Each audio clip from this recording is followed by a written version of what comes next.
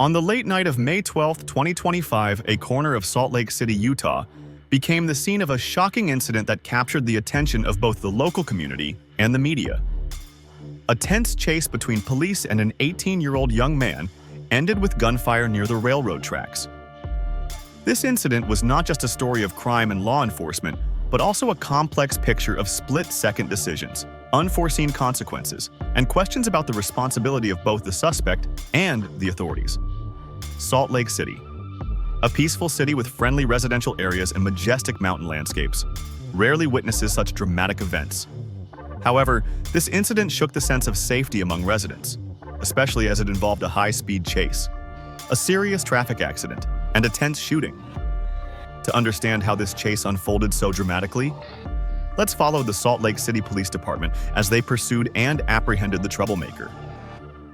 The case began with a seemingly simple situation, a vehicle violating traffic laws, but from there, it quickly escalated into a chain of dangerous events, spanning urban roads and culminating in a violent confrontation. Around 11 p.m. on May 12, 2025, a patrol officer from the Salt Lake City Police Department was on duty along 600 West, near the intersection with North Temple. This area is a bustling traffic hub, with major roads, railroad tracks, and nearby residential neighborhoods. While observing, the officer noticed a Dodge vehicle moving at an unusual speed and without its headlights on, a clear traffic violation, especially dangerous at night when visibility is limited. The driver of the vehicle was identified as Carlos Felipe Ocampo-Flores, an 18-year-old resident of Salt Lake City.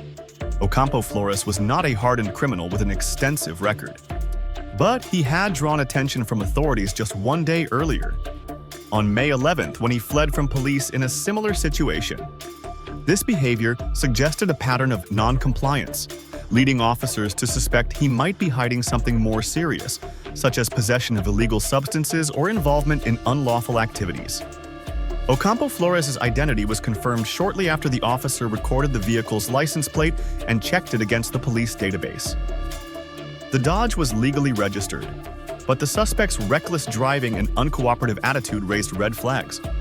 Officers noted that Ocampo-Flores might be in a state of agitation, possibly due to substance use, based on his driving speed and disregard for traffic signals. It all started with a routine traffic stop attempt. When the patrol officer activated the lights and siren, signaling the Dodge to pull over, Ocampo-Flores not only refused to stop but accelerated, speeding off into the night. This decision turned a simple situation into a dangerous chase, stretching across the busy streets of Salt Lake City. According to SLCPD documents, Ocampo-Flores drove at speeds far exceeding the legal limit, at times reaching 90 miles per hour, approximately 145 kilometers per h on urban roads with speed limits of only 45 miles per hour. He repeatedly swerved, recklessly overtaking other vehicles and ignoring all traffic signals. One of his most dangerous actions was speeding across a railroad crossing near 50 South. Despite the lowering barrier and flashing warning lights, Ocampo-Flores' behavior was not merely an attempt to flee, but demonstrated a blatant disregard for consequences, endangering his own life, other road users, and the pursuing officers. The officers quickly realized this was not a typical traffic violation. The suspect's prior attempt to evade police further heightened suspicions that he might be concealing a more serious crime, such as drug or weapon possession. In response, SLCPD initiated a formal pursuit, mobilizing additional patrol units for support. Officers attempted tactics such as setting up roadblocks or using patrol vehicles to force Ocampo-Flores' car to stop. But the suspect's recklessness rendered these initial efforts unsuccessful. The pursuit of Carlos Felipe Ocampo-Flores was a dramatic series of events, captured through body-worn camera footage and detailed SLCPD reports. At 11:00 p.m., May 12, 2025, on 600 West near North Temple, the patrol officer observed Ocampo-Flores' Dodge moving at high speed without its headlights on, after activating the lights and siren.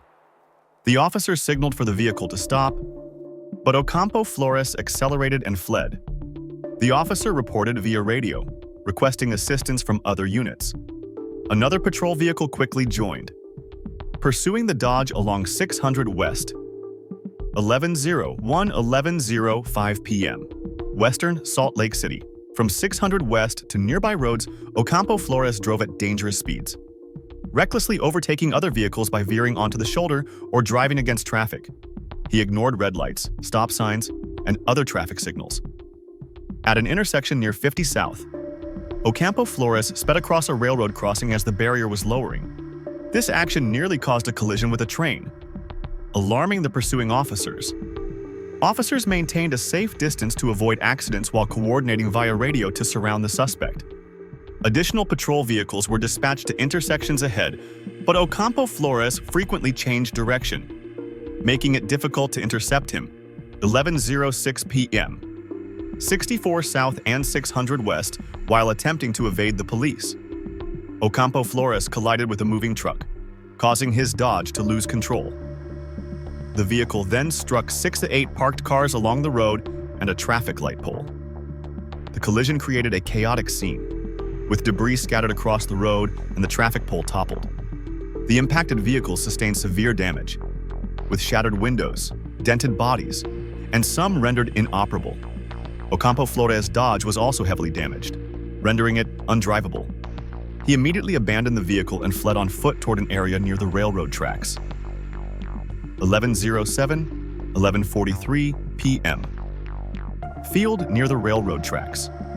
100 South and 700 West, Ocampo-Flores ran into a complex terrain with tall grass, bushes, and natural obstacles. The area, located near the railroad tracks, made the foot pursuit challenging, especially in the dark. Officers deployed a K9 unit to assist. The dog quickly picked up Ocampo-Flores' trail, leading officers to a field about 2 blocks from the crash site. For nearly 45 minutes, officers searched the area, using flashlights and issuing verbal commands for Ocampo-Flores to surrender. However, the suspect continued to flee, moving along the railroad tracks. 11:43 p.m. Field near 100 South and 700 West. An officer pursuing Ocampo-Flores slipped on the uneven terrain and fell, upon standing. The officer noticed Ocampo-Flores just a few meters away, with one hand raised and the other near his waist, in a stance suggesting he was preparing to draw a weapon. The officer shouted for Ocampo-Flores to stop and not reach for his waist, but the suspect did not comply. In a tense moment, as Ocampo-Flores made a motion to throw an unidentified object toward the officer fired 3 shots. Ocampo-Flores was hit and fell, severely wounded in the abdominal area, despite his injuries. He remained conscious and continued shouting, threatening to call associates to retaliate against the police. Other officers quickly approached, using a taser twice to subdue Ocampo-Flores and prevent further resistance. 11:44, 11:50 p.m. Officers called for emergency medical services and began providing first aid to Ocampo-Flores, focusing on stopping the bleeding and stabilizing his condition. Despite his severe injuries, Ocampo-Flores remained combative, attempting to kick medical personnel and shouting threats. He was transported to a local hospital in critical condition.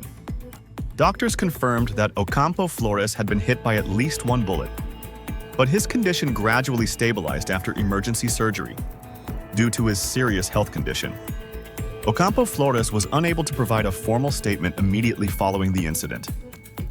However, during his apprehension at the scene and while receiving first aid, he made notable statements recorded by body-worn camera footage and SLCPD reports. Ocampo-Flores repeatedly shouted that he had associates who would make the police pay dearly. He threatened to call others to attack the officers and even target their families. These statements were seen as expressions of agitation, but there was no evidence suggesting Ocampo-Flores had the capability to carry out these threats. Officers observed signs of abnormal behavior in Ocampo-Flores, including a glazed look, slurred speech, and aggressive actions. These signs were consistent with drug use, and police later found 14.6 grams of a substance suspected to be marijuana and a glass pipe in his vehicle. Ocampo-Flores refused to answer police questions at the scene. He remained defiant, from throwing objects at officers to attempting to assault medical personnel trying to treat him. After receiving treatment at the hospital and partially recovering, Ocampo-Flores was transferred to the Salt Lake County Metro Jail on May 23, 2025, during subsequent interrogations. He reportedly remained silent and did not fully accept responsibility for his actions. This case left profound impacts, affecting the suspect, law enforcement, the local community, and the judicial system. On May 20, 2025, Ocampo-Flores was charged with 12 counts, including failure to stop at police command third-degree felony, 3 counts of assaulting police and evading arrest Class A misdemeanor, 2 counts of assaulting or threatening medical personnel, Class A misdemeanor, property damage, reckless driving, drug possession, possession of drug paraphernalia, obstructing police, and failure to fulfill duties at an accident scene, Class B misdemeanor. With these serious charges, Ocampo-Flores faces the possibility of years in prison. His youth may be considered a mitigating factor, but the repeated behavior and dangerous nature of the incident will likely increase the severity of the sentence. The officer-involved Critical Incident OICI team, led by the West Jordan Police Department, is investigating the shooting. This process evaluates the legality of the use of force based on video footage, witness statements, and physical evidence. The crash damaged 6 vehicles and a traffic pole, resulting in significant repair costs for vehicle owners and the city. The shooting sparked debate about the use of force, while video evidence provided transparency.